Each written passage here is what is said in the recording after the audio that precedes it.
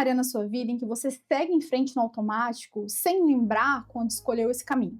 E hoje eu quero te ajudar a descobrir se você está seguindo uma bússola sua ou apenas obedecendo um determinado roteiro que talvez nunca tenha sido seu. Eu sou a Grazi Bagensons, eu guio mulheres no seu processo de autonomia pessoal e profissional.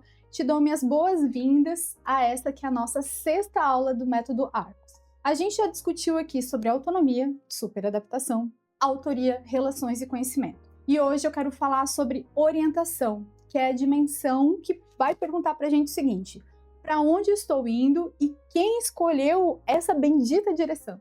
Eu gosto de trabalhar essa dimensão através de 2 imagens muito concretas: a bússola e o mapa. Toda vida precisa de algum tipo de orientação, de algum critério que ajude a decidir diante das encruzilhadas da vida para que lado a gente vai seguir. E a pergunta que importa aqui para nós não é se existe uma orientação, porque ela sempre vai existir.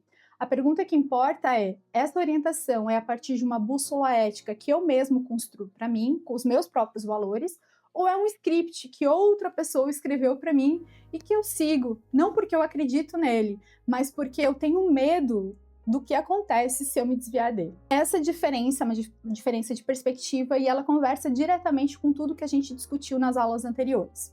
Porque um script determinado pelo outro, pela outra pessoa, obedecido pelo medo, é a consequência direta da superadaptação que a gente falou na 2ª aula. E é o oposto exato da autoria que a gente discutiu na nossa 3ª aula. Quando eu sigo um roteiro que não é meu, mesmo que eu execute esse roteiro com extrema competência, eu não estou me orientando, eu estou sendo conduzida. Para aprofundar essa dimensão, eu quero trazer para essa aula a psicanalista e a pesquisadora brasileira Sueli Honig, cujo trabalho sobre intersubjetividade e capitalismo me acompanha já há alguns bons anos. A Honig descreve como vivemos numa época em que a nossa subjetividade, a nossa forma de ser no mundo, é constantemente capturada por aquilo que ela chama de regime de produção do desejo voltado ao consumo e à performance. Ela argumenta que o capitalismo contemporâneo não apenas explora a força de trabalho, mas ele também coloniza a própria capacidade de sentir, de desejar, de imaginar outros modos de vida. A Honig chama esse fenômeno de captura da potência de vida e insiste que o gesto necessário diante dessa captura não é uma resistência abstrata, mas é uma reconexão com aquilo que ela chama de vibração ética do corpo, uma capacidade sensível de perceber no próprio corpo quando uma direção de vida está viva e quando essa direção está anestesiada, obedecendo apenas a uma repetição de um script alheio. A economia comportamental também vai dialogar com essa percepção corporal, buscando entender o que o meu corpo guardou de memória acerca dos afetos sobre o que pode ou não fazer pelo medo e pela culpa. Eu encontro em Honig também uma confirmação teórica de algo que eu observo constantemente na sala de aula, na escuta, na minha convivência profissional. As pessoas raramente percebem, em tempo real, que estão seguindo um script alheio. Esse script alheio costuma se disfarçar de bom senso, de responsabilidade, de tradição, de um caminho natural. É preciso um esforço real, deliberado, de escuta interna para perceber a diferença entre o que eu sinto como direção verdadeira e o que eu sigo apenas porque desviar geraria medo, culpa ou vergonha. E aqui a gente faz uma outra distinção bastante importante entre orientação e rigidez. Ter uma bússola ética própria não significa ter um caminho fixo, imutável, decidido de uma vez para toda a vida.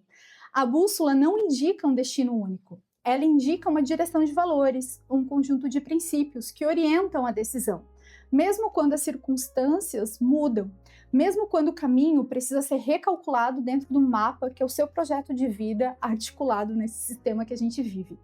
A rigidez, ao contrário, é a obediência inflexível a um roteiro específico, independentemente de se esse roteiro ainda faz sentido para quem o segue ou não.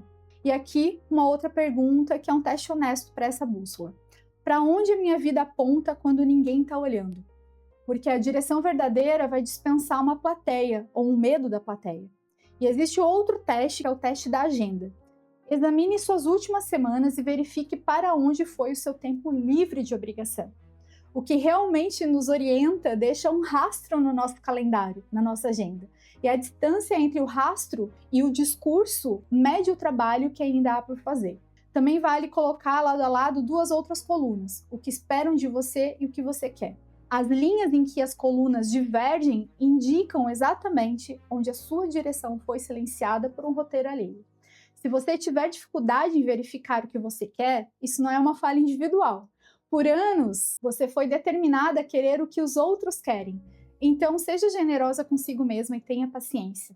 Comece se questionando sobre o que você não quer e o que isso diz sobre a coluna do que os outros querem que você faça. Nesse ponto, a gente respira e eu informo que toda orientação verdadeira exige uma renúncia. Seguir uma direção própria significa, em alguns momentos, soltar estruturas que já morreram, cargos, vínculos, rotinas mantidas pelo medo do vazio.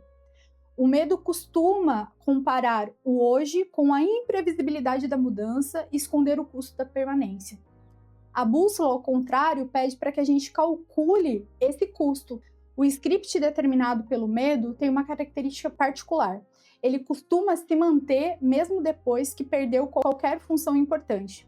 A pessoa continua seguindo aquele roteiro, obedecendo aquela lógica, muito depois do momento em que ela foi necessária, simplesmente porque desviar dela ativa uma ansiedade antiga, uma memória de punição ou de abandono que talvez nem seja consciente. Dentro do método Arcos, se orientar de forma ética autônoma significa fazer com regularidade uma pergunta simples, mas que também é profundamente difícil. Essa direção que eu estou seguindo, ela nasce da minha vibração de vida, para usar aquela expressão que a gente trouxe de Honeck, ou ela nasce do medo de desviar de um roteiro que talvez nunca tenha sido meu? O convite que eu deixo para essa aula é o seguinte: escolha uma área da sua vida em que você sente que você está seguindo um caminho automático. E pergunte a si mesma, de onde que veio esse caminho? Ele foi escolhido ou foi apenas herdado e não questionado? E aqui a gente chega no final da nossa 6ª aula. Agradeço a companhia e na 7ª e última aula desse ciclo eu vou falar sobre sentido, sobre o propósito, que só se sustenta quando nasce da própria autoria de vida. Até lá!